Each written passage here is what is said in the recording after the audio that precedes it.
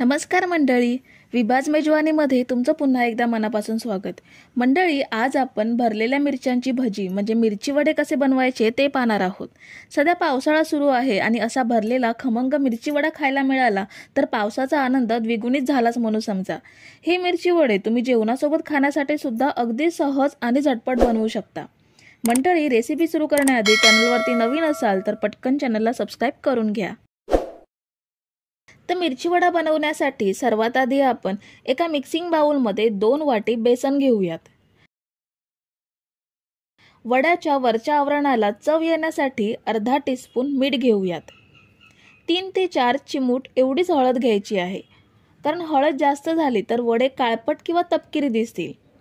अर्धा चमचा ओवा घ्यायचा आहे, पण ओवा घेताना हातावर असा चुरून घ्यायचा, म्हणजे ओव्याचा सुगंध सर्वत्र पिठामध्ये मिसळेल। आता हे सर्व सुकं साहित्य मिक्स करून घेऊयात। मिक्स करून झाल्यावर ह्यामध्ये थोडं थोडं करून पाणी घेऊयात आणि बेसन भिजवून घेऊयात।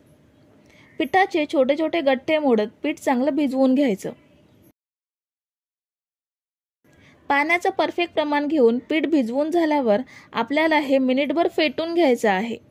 ह्यामुळे काय होईल की मिरची वड्याचा वरचं आवरण फ्लफी होईल। आता हे पीठ आपण झाकण ठेवून 15 मिनिटं असंच ठेवूयात आणि बाकीची तयारी करूयात। एका भांड्यात 2 मीडियम साईजचे उकडलेले बटाटे घ्यायचे आहेत। बटाटे छान उकडून स्मॅश करून घेतलेत।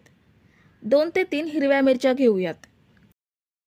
पाव चमचा हळद, 1 चमचा लाल तिखट, अर्धा चमचा जिरे पावडर, अर्धा चमचा धने पावडर, अर्धा चमचा बडीशेप मी अशी हलकी कुटून घेतली आहे, थोडीशी बारीक चिरलेली कोथिंबीर आणि चवीनुसार मीठ घेऊयात।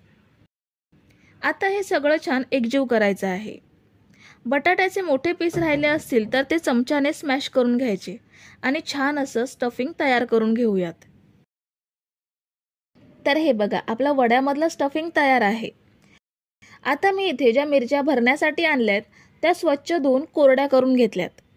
ह्यामधल्या एक एक मिरची घेऊन कापून घेऊयात। मिरचीला असा उभा छेद द्यायचा आणि आतमधील बिया काढून टाकायच्या। आपण ज्या गाडीवर मिरची भज्या खातो त्यामधल्या बिया काढत नाहीत, पण आपण घरी भजी बनवतोय तर त्या व्यवस्थित बनवून घेणार आहोत। चमच्याने आपण बिया काढून टाकल्यात। अशा पद्धतीत मिरची साफ करून घ्यायची। वरचा देठ मात्र तसाच ठेवायचा, कारण बॅटरमध्ये बुडवताना मिरची पकडायला सोपं जातं। आता ह्याच पद्धतीने सगळ्या मिरच्या साफ करून घेऊयात। तर ह्या बघा, आपण सगळ्या मिरच्यांमधील बिया काढून साफ करून घेतल्यात। आता ह्यामध्ये बनवलेलं स्टफिंग भरूयात। ह्या आपण ज्या मिरच्या घेतल्यात त्या तिखट नाहीयेत। मार्केटमध्ये मिरच्या घेतानाच खात्री करून घ्यायची की मिरच्या तिखट नसतील, कारण स्टफिंगमध्ये सुद्धा आपण मिरच्या आणि मसाला वापरलेला आहे, त्यामुळे वडा खूप जास्त तिखट बनू शकतो। सगळ्या मिरच्या आपण अशाच भरून घेऊयात। तर इथे मी पहिली बॅच भरून घेतली आहे। 5 मिरच्या मी भरून घेतल्यात। आता ह्याला बेसनचं कोटिंग कसं द्यायचं ते बघूयात। इथे बेसन भिजवून 15 मिनिटं झाली आहेत। असं बेसन भिजत ठेवलं की भजीचं आवरण छान मऊसूत होतं। आता बेसनच्या कोटिंगला हलकी जाळी पडण्यासाठी 2 ते 3 चिमूट एवढाच खायचा सोडा ॲड करायचा। खायचा सोडा वापरणं ऑप्शनल आहे, नाही वापरला तरीही चालेल। आता हे बेसन पुन्हा एकदा मिनिटभर फेटून घेऊयात, म्हणजे सोडा ॲक्टिव्ह होईल। तर आता आपलं बॅटर तयार आहे। कढईमध्ये तळण्यासाठी तेल घेतलंय। तेल गरम झाले का ते चेक करूयात। बेसनचे काही थेंब तेलात सोडायचे। लगेच वरती आलेत म्हणजे तेल छान गरम झालंय। आता भजी तेलात सोडूयात। बॅटरमध्ये मिरची ह्याप्रमाणे देठाला पकडून भिजवून घ्यायची आणि मिरचीचं टोक वरती करायचं, म्हणजे बॅटरची दुसरी लेअर मिरचीवर चढेल।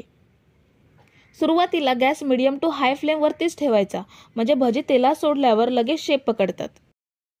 जेवढ्या मिरची कढईमध्ये बसतील तेवढ्या मिरच्या सोडूयात। सुरुवातीला ह्यांना अजिबात झारा लावायचा नाहीये। तुम्ही जर इथेपर्यंत रेसिपी बघताय तर तुम्हाला एक विनंती आहे की व्हिडिओला एक लाईक जरूर करा। मिनिटभराने मिरच्या परतून घ्यायच्या। आता मिरच्यांनी शेप तर पकडलाय, पण आतून मिरची कच्ची राहू नये म्हणून गॅस थोडा स्लो करायचा आणि मिरच्या चांगल्या अरतून परतून भाजून घ्यायच्या। तर आपण 7 ते 8 मिनिटे मिरच्या छान लालसर रंगात भाजून घेतल्यात। आता ह्यात तेल निथून काढून घेऊयात आणि बाकीच्या मिरच्या सुद्धा अशाच फ्राय करून घेऊयात। पुन्हा सुरुवातीला गॅस मोठा करायचा आणि नंतर कमी करून मिरच्या चांगल्या भाजून घ्यायच्या। तर हे बघा, आपले मस्त मिरची वडे तयार आहेत। खूप भारी दिसतायत। मी तुम्हाला एक मिरची कापून दाखवते। हे बघा, खूप छान मिरची वडे आपण तयार करून घेतलेत। ह्या वड्यांचा सुगंध सुद्धा खूप छान येतो। हे मिरची वडे तुम्ही चहा सोबत खाऊ शकता, चटणी सोबत खाऊ शकता किंवा टोमॅटो सॉस सोबत सुद्धा खाऊ शकता। तर मंडळी, रेसिपी कशी वाटली हे कमेंट करून नक्की सांगा आणि व्हिडिओला न विसरता लाईक करा। रेसिपी तुमच्या मित्रमैत्रिणींसोबत शेअर करा आणि चॅनलला सबस्क्राईब केलं नसेल तर लगेच सबस्क्राईब करून घ्या। थँक्यू।